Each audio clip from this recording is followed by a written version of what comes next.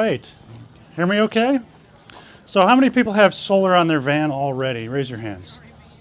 Okay, that's some amount. So how many people have too much solar on your van? Oh, there's a couple of hands. Are you guys the ones way out in the back with the school bus and the whole roof covered? So, how you do solar is kind of how you might do your van, how you build things in the first place. Like you want to decide or think about how you plan to use your van, and that will lead you to do different things. So my name is Dale. I'm from Vanlife Outfitters. I do the tech support there with a couple of other guys.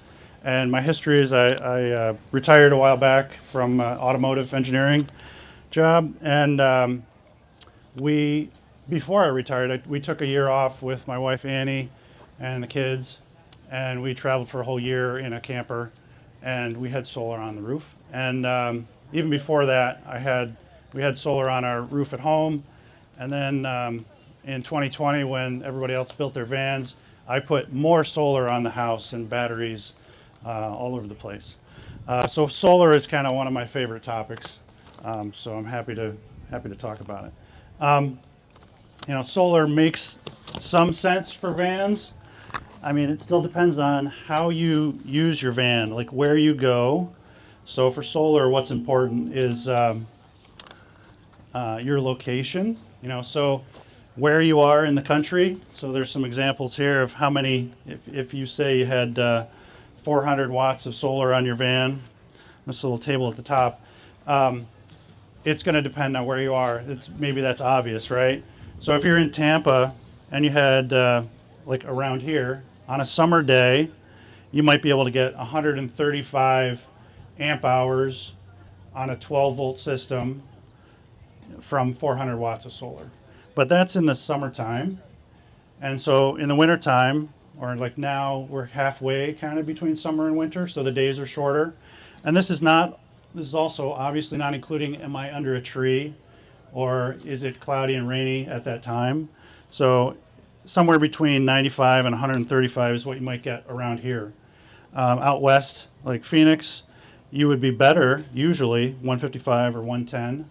But if you're someplace that's going to be shorter days in the wintertime, say Seattle or Maine, you're going to be something maybe only 50 or so in the wintertime. And that's on a good sunny day, not if it's all hazy and cloudy or you're under a tree. So when you think about how you want to use your van, what your loads is important, just like the rest of your electrical system. So if some of your loads are just relatively moderate and constant during the day, like a DC fridge or lights or your fans, that's the kind of thing that solar can really help a lot with.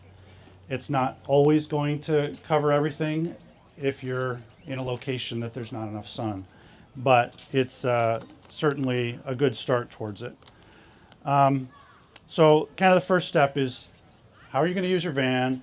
And then if you're a detail person, do load calculations and estimate what all your loads are. And then in designing your solar, how much can you fit on the roof? And in my opinion, how much can I fit up there? And there's always other things you want to fit. But my philosophy generally is, why not put as much as you can after you've got the other things? But sometimes you want to be able to walk on your roof and have a deck up there. Some people do. If you're not the planning type, then you don't do a lot of planning. You can just keep adding things. You find out, how is it working the way it is now? Like, monitor your system and your usage with a battery monitor and see how much you're using now, and how much more do you think you're going to need? So you can add more later if you can fit it. Or the other great option is portable panels. That's pretty popular if you walk around. Quite a few people have those out. So they're easy to store, and then the other advantage is you can put them in the sun even if you're parked in the shade, depending if there's sun at all. So solar is nice because it's quiet, and once you have it set up, there's not really any maintenance that you need to do with it. But if you look in our tent over here, one of the posters shows kind of the four main charging sources. Solar is on the left end of that, as you know, it's relatively slower, but it's going to depend on how much you have, versus a secondary alternator can charge really fast and put a lot of energy in. And then in the middle of those is DC to DC charging from your primary alternator. It's going to be, depending on how many of those you add, that's kind of like the second most powerful one after solar. And then usually shore power is a little more powerful than that, but not as fast as a secondary alternator.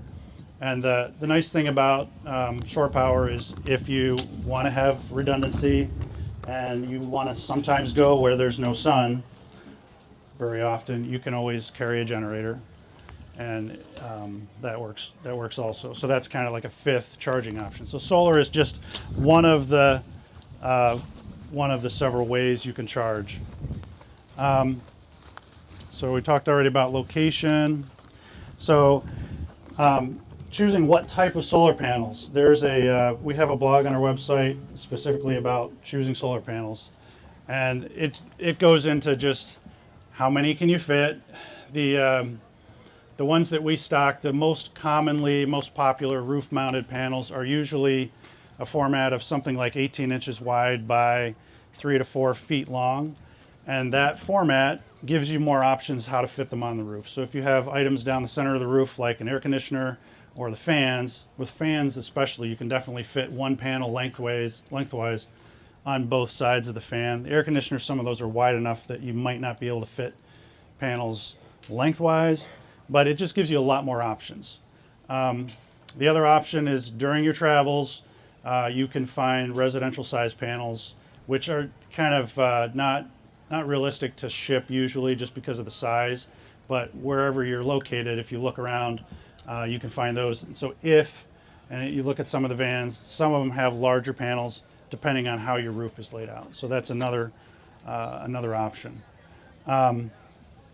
Flexible panels are great to set out because you can put them wherever you want, but I wouldn't recommend putting flexible panels directly on the van or on the roof, because the sun is heat energy, and without any airspace below the panel is going to get really hot. If you can't put your hand on the surface of your van in the sun, then that's how hot the panel is all the time, and with no cooling behind it, they're probably not going to last as long as rigid panels with a little bit of space behind them. The other interesting thing about panels, people will believe that if you put a panel on the roof, it's going to make the van cooler because now you're in the shade in the van. And that is true in some cases. It depends on what was the original color of the roof underneath. So if you have a white van over here, it doesn't get as hot. A lot of the light reflects off of it.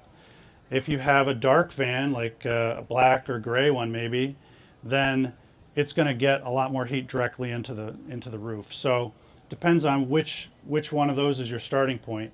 The solar panel, when you put it on, they're like 20% efficient. So 20% of the energy gets turned into electricity, but the remaining 80% is heat that heats up the panel. And if you're off the roof a little bit, the 40% of the remaining energy is going to go back out as heat, and 40% is still going to come down onto your roof and make your van warm still. So that 40% may be more or less than what you had before. So if you had a white van, you might have already been reflecting most of the heat off. Now you put a solar panel on, you might actually make your van more, if you measure the temperature of the roof inside, you might get slightly higher with solar panel on. If you had a black van to start with, it's not going to be any worse. So the next step is understanding some of the details, I guess, about how solar panels work. First thing to understand is that voltage is kind of like water. You have to have a higher voltage to charge something else, typically. It's not always the case. You can have power sources that will push up the other direction, but for solar panels and the charge controllers and the batteries, you need to have the solar panel voltage be at least 5 volts above what the battery voltage is for the charge controller to let the electricity flow downhill. So if you have a 12 or 24 volt system, that's typically not a problem because the solar panel voltage is going to be higher than the 12 or 24 volt battery typically. If you have a 48 volt system, then sometimes that'll be a concern because you might have to put panels in series to get a higher voltage. Talking just about the solar panel specs and how they work. A panel, when it's in the sun, is a voltage source. So if there's more sun, it's going to push the voltage higher over to your right. And if the panel is not connected to anything, it's just open circuit, then you're going to be at this point on the graph where the top plot here is current or amps versus voltage. And the bottom one is power on the vertical axis versus voltage. So what the charge controller does is adjust how many amps it's taking from the solar panel, and that changes the voltage that the panel is at. And the charge controller does a little experiment and adjusts the amperage that it's taking out of the panel and sees, oh, what voltage do I get? And it moves it around on this curve. The curve is defined by your solar panel. And so there's a maximum power point on these plots where the current is not the highest available current, and the voltage is not the highest, but the product of the two, the amps times the volts, is the maximum. So that's how you get the highest amount of power out of the panel. Like near this power point, it doesn't drop off that much, but generally this is why you want to have, if you're going to put panels together on the same charge controller, you want them to be matched to each other. You can put panels that are not exactly the same with each other in parallel, but what you're doing is locking the two panels together. The two panels have different curves, and you're making them both operate at the same voltage. It'll still work pretty good, but it's like maybe a 90 or 95% thing instead of getting the very most out of them. So it depends on if you have something already and your charge controller can handle more panels, you can still do that. But the optimum way to do it is to have all matched panels. So when you choose panels and your charge controllers, the easiest way is to look on a calculator on Victron. If you search for Victron MPPT calculator, you'll go to Victron's website where you can choose different solar panels that somebody's already entered, or you can enter the specifications for the panels that you want to use. So there's a couple of different points on these plots that are important. The first one to think about is the open circuit voltage. So that's if the panel is not connected and it's in the sun, what's the maximum output voltage that it'll have? And this is important because in the morning, the charge controller is not able to start taking power yet from the panel. It'll try to, but it's I can't do very much, so I'm just going to wait. And meanwhile, the charge controller sees this high voltage, and you don't want to have the solar panel voltage be higher than what the charge controller can handle. Otherwise, the charge controller will go poof, and it won't work anymore. So if you're going to have one panel, typically if you have any one panel, even residential size panels on any of the typical charge controllers have a 75 or 100 or 150 is the first number. That's how many volts open circuit they can handle. What's the most they can handle? And there's another fine point about this. The temperature of the panel changes how it behaves. They work better when it's cold. So if you're going to be in colder temperatures, which eventually your van will be in colder temperatures at some point, even in Florida, Texas, it freezes sometimes.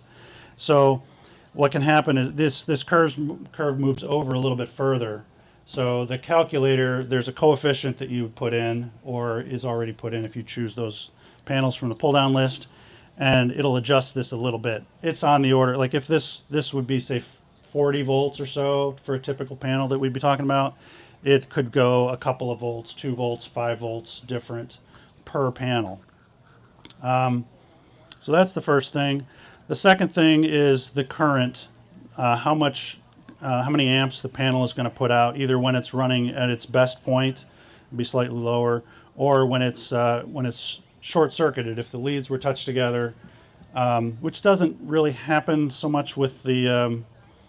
It can happen with the charge controller. If the battery is full, the charge controller is still connected to the panel, and the charge controller can see this amount of current through it.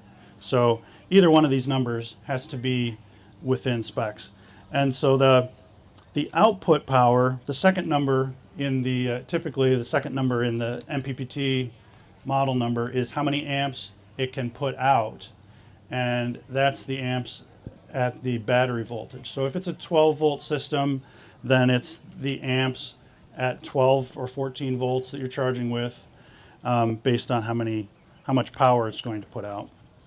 So you have to have a charge controller that's going to handle the panels that you're going to put on. It's okay to put more watts of panels than your charge controller can handle. The difference will be just that instead of getting to the very highest amount during the middle of the day, and that's the most your panels can put out, and then it goes back down. If you have more panels on, it'll just get to the maximum of the charge controller sooner in the morning, and then it'll be flat during the day, as long as the sun's still out, and then back down again. So you'll get some more power out of putting extra panels on an existing charge controller, but at some point it doesn't really make you spend more money on panels. You might as well spend a little more on a charge controller to match them. So the next thing, or we could have even talked about this first, is just series and parallel. It's kind of a basic thing about how you would wire panels together. If you wire them in series, the negative from one is the negative for the whole array, and then positive to negative, and then the positive for the whole array. You'll get higher voltage out of the setup, and it's effectively one wire going through, so it'll be the same amperage as each panel would have put out individually. So in series, the current going through these, it's the same on all of them. So if I cover one of them, this one puts out less amps. And remember, we just said that the amperage through all of them has to be the same. So it reduces the amperage of the whole array when you block one of them if it's shaded. So if you want to use your van when it might be partially shaded, you're just parking in the sun or under a tree a little bit, then parallel is a little bit better for that. Series, you might sometimes need this if you have a higher voltage, especially a 48 volt system. You might need to put panels in series to get up to the voltage high enough that it can flow downhill into your battery. If you have a 12 or 24 volt system, it's more likely to be okay or good to put them in parallel, because then the voltage is the same through all of them, and as long as that's still high enough for your battery voltage, which it likely is, then if I cover one of them, the amps are getting added together. So I still get like 2/3 of the amperage, 2/3 of the power, even if I cover up one of them.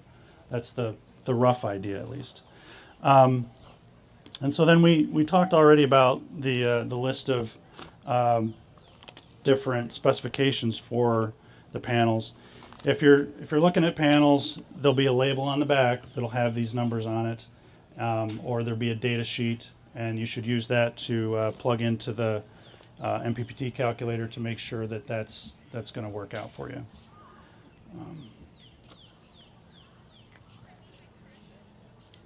When you wire panels in series or parallel, you want to remember that the panels can put out typically somewhere between 10 and 15 amps per panel. So if you wire them in parallel like this, if you put a whole rooftop of like 5 or 6 panels in parallel, and typically the leads on the panels are typically 10 or 12 AWG. So if you wire these in parallel, you could get up to 50, 60 amps of DC, and that's going to be more than number 10 AWG should handle. So you may want to put these together into a bus bar, then with larger wire from there down, so that you don't overload the wire. If you run in series, then It's the voltage that's adding up. So and the current is the same. So number 10 or even 12, but usually 10 is a good idea if you're going to run them this way. So it's just like the rest of the electrical stuff that Ross talked about yesterday. The wire size and the amperage that you're going to put through them and the fuse sizing is something that you need to pay attention to. So I guess to summarize, the first thing is just how you think you're going to use your van. I didn't even mention air conditioning yet. Like if you're the person with the school bus that has plenty of roof real estate or a travel trailer, whatever, and you can put lots of solar, then yeah, you might be able to keep up with air conditioning loads if your air conditioning loads are moderate in the first place, like running an air conditioner for an hour or so a day, and you're, in this type of weather, you might be able to keep up with that if you had a fair amount of solar. But it would be down to calculate, like measure how much does your air conditioner use. So if you have a battery monitor, measure or observe how many amps does it use when you first start it up, and then after an hour, after another hour, because it'll taper off some. And then you'd know how many amps does this use, times how much time you want to use it. That's how many amp hours you want to try to provide for, and then see if the solar that you have or you're thinking about adding is going to be even the same order of magnitude. If you're the guy with the tracking system on the trailer, which is really awesome, and on top of his van, that's probably like 3,000 watts or so of solar, and over a whole day, you could probably easily keep up with quite a bit of air conditioning load with that. But that's not the typical roof space we have for vans. So you want to be realistic about what you're going to be able to get with that, and that's where you want to think about having different charging sources if that's your goal. So how are you going to use your van? What your power needs might be? How much a given amount of solar might be able to get you on a given day, depending on your location. And rigid panels are probably what you want, but the flexible ones are great if they're deployable. And flexible ones are also, you can put them in more places on your van. I've seen vehicles with flexible panels glued on the hood, lots of stuff like that. But that's a little bit, unorthodox. Typically, you'd wire panels in parallel especially for a 12 or 24 volt system. And then you want to check that your panels are going to match the rest of your components. So it doesn't have to be that complicated, but you can always call us and ask for advice, and we're happy to help. Yeah. So, any questions? Yeah, go ahead. What's your feeling on external solar panels? So what's the feeling on external solar panels? I mean, I think they could be pretty good, right? Because I've seen a few people. I have my van. I have 800 watts. I have two 400 watt residential size panels that, some of them are on my house also. So I had them. They were cheap. They fill up the whole roof. Other people, he's got two. I've seen a lot of people have two 400 watt foldable, deployable panels, and so you can put them out. It's great. I don't know, like they're not free, right?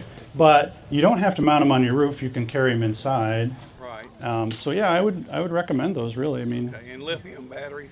Oh yeah. I mean, if you have lead acid batteries, like in an existing vehicle, especially like typical RVs, like a lot of newer ones are starting to come with lithium batteries as the house batteries, but anything you get a little older is going to have flooded batteries, maybe. So if you don't have that much battery capacity, lead acid, it'll be a certain amount of claimed capacity, but you can't charge them very fast because they don't accept the current very fast, and they don't have as much capacity. The lithium batteries, especially, just cost for capacity, lithium is pretty much less expensive now. than AGM batteries, at least. Can you talk about the differences in panels? I've heard talk about some panels they have to have full sun. Some panels can have partial shade and still work.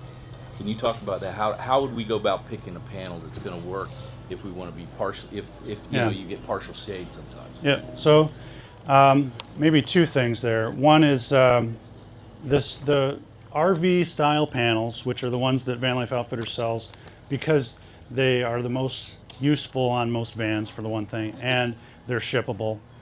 Residential panels, if you want them, are going to be much larger. So in terms of handling shading, having smaller panels lets you put them on different parts of the vans, and if you wire them in parallel, then one might be shaded, the other ones are still going to be effective to some extent. There are residential sized panels now that are called half cut cells, where the whole thing is like roughly 1 meter by 1.5 or 1 meter by 2 meters are the general sizes of residential and commercial panels. So when they're half cut cells, then it's effectively two separate panels. And so if one half of the panel has some shade on it, the other one's happy still going on. So that mitigates the partial shading a little bit, but that doesn't really apply to vans. So I would say go with either portable ones, because you can put them outside in the sun. And if you go with typical RV panels that are like roughly 200 watts and roughly 18 inches by 3 or 4 feet, then those, when you put them on your van, one will be might have shade, but the other one is still, or the other several are still going. Yep. As a follow-up, you see terms like TopCon or N-type, or what do those? Yeah. What do those mean? Okay, so there are different cell chemistry and setups that have different acronyms. And it used to be like 10 or 15 years ago, Panasonic had a certain name.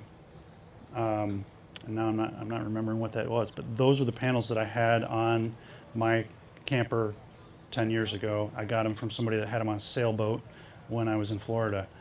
And those had slightly better efficiency. More commonly now, probably most of the panels now are that newer technology. It's just, maybe it's called heterojunction.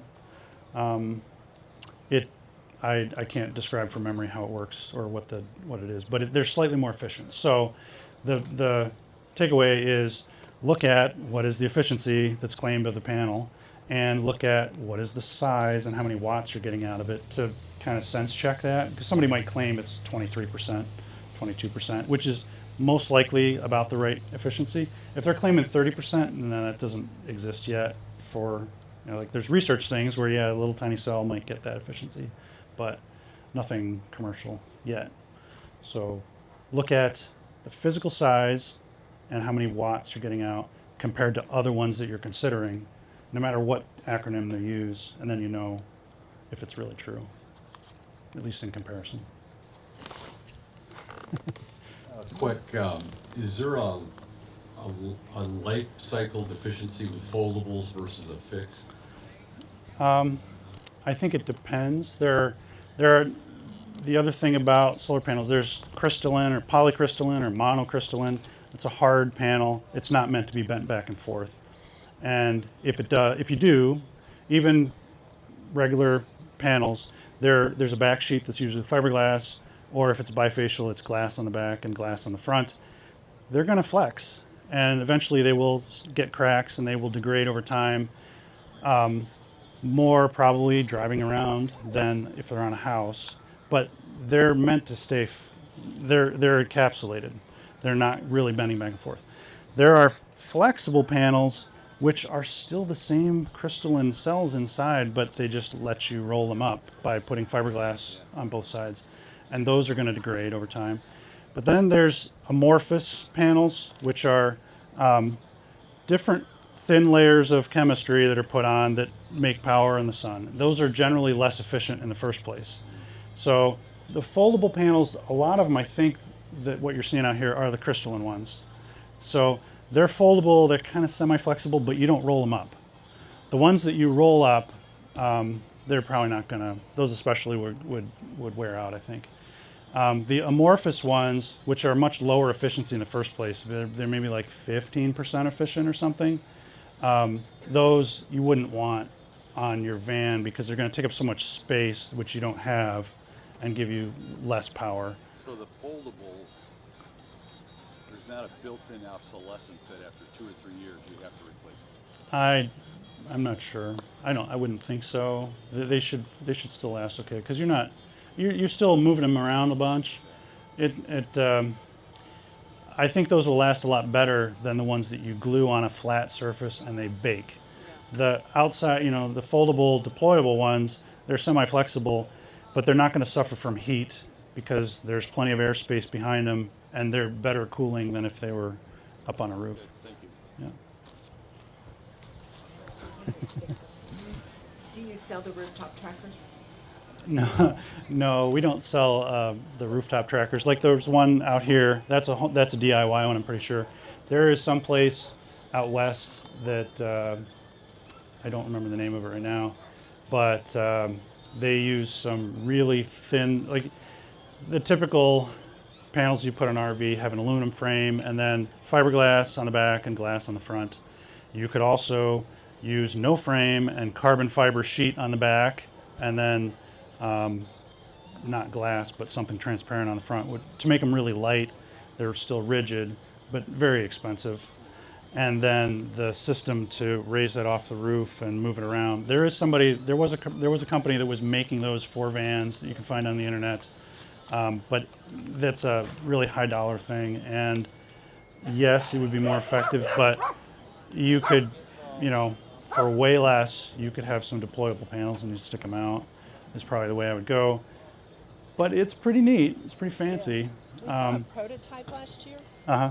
They hadn't gone into manufacturing, and that's why I wondered if they were manufacturing now. Yeah, I'm not sure. I'm not sure if that company still exists or not, but I've seen videos of it and I've looked at their website. And the panels that they were using are the carbon fiber ones like I was describing. I think that company has gone out of business also just because it's really neat, but they probably don't sell enough of them to stay afloat. Hi, I have a quick question. I haven't built my van yet, but I bought the power station with a foldable solar panel, which I thought I would be able to put it on my roof. So that's not a big. Well, you could. I mean, you could, but I would keep the foldable ones so you can stick them outside and put fixed ones on the roof when you're ready to. Well, I'm not planning. I'm more like into the city van life type of thing. Sure. I don't see myself Yeah. like in the out So downtown yeah. jogging or anything. yeah, so I would get regular RV panels to put on your roof because then you'd be able to fit as many as you want to have, and the spacing would be more flexible. And then the deployable ones you might keep so that sometimes when you're out somewhere you can put them. But Question, which one is the best material for flexible? I prefer not the strong one because my van is small. I will prefer something that can stick in the roof like a being very stealthy. Which material or which brand do you recommend? yeah, like that's one. If you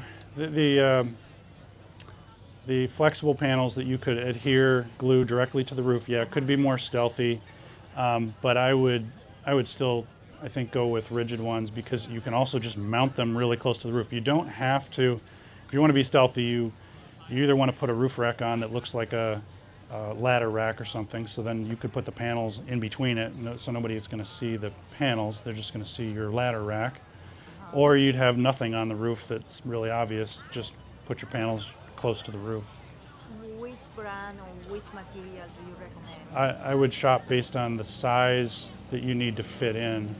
So on our website there's half a dozen different panels that are all slightly different sizes and wattages to see what's going to fit there. The brand doesn't really matter so much. It's more what's going to fit in your location, whether you want one big one if you do have that much area, or if you already have the roof space filled in by other items like Nothing. fan. I have nothing in Well, yet. what you have already is, you think about, plan ahead about what you want to have on the roof. Like, you can plan ahead or not plan ahead, but for that, I would definitely plan ahead. Yes, that's what I 'Cause- want to yeah. do plan, so I won't make a mistake. And so you guys have those kind of solar panels? Yeah, Okay, yeah. I'm gonna definitely Yep, check okay. your website. Thank Okay, you. yep. Explain or the cost of the second alternator. The- How do you go about getting a second alternator? Who does that? So we sell kits for the secondary alternator. So there's depending on your vehicle, there's for the ProMaster Transit and Sprinter, there's kits for at least the recent ones. They never have kits for the Nissan. So you have an NV 2500. Yeah, I don't know that. Well, you could ask somebody like Luber Van, or some of the guys over here. There's probably kits to install a secondary alternator, or that's sort of, it depends on how you want to use your van. If you need to recharge quickly because you have a large battery bank that you run AC on, and then you're maybe not going to have shore power to plug in, or you're maybe not going to be driving very long, then you want to charge quickly while you are driving, and that's a secondary alternator.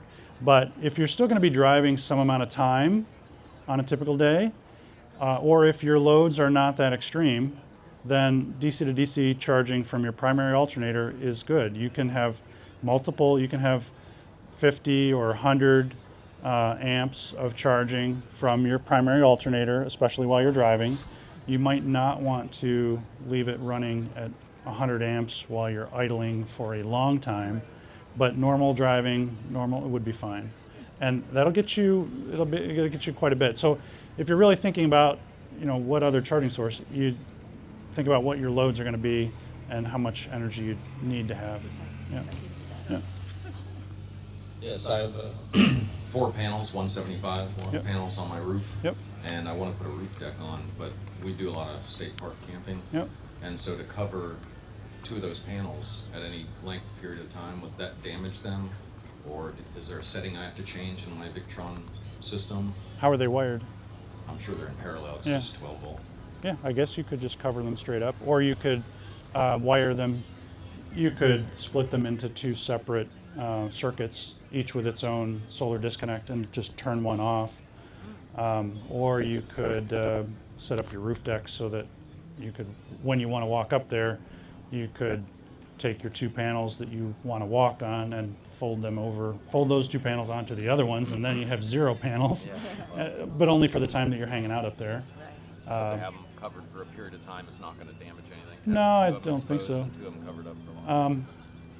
Yeah, I would wire them separately if you're going to do that. Yeah.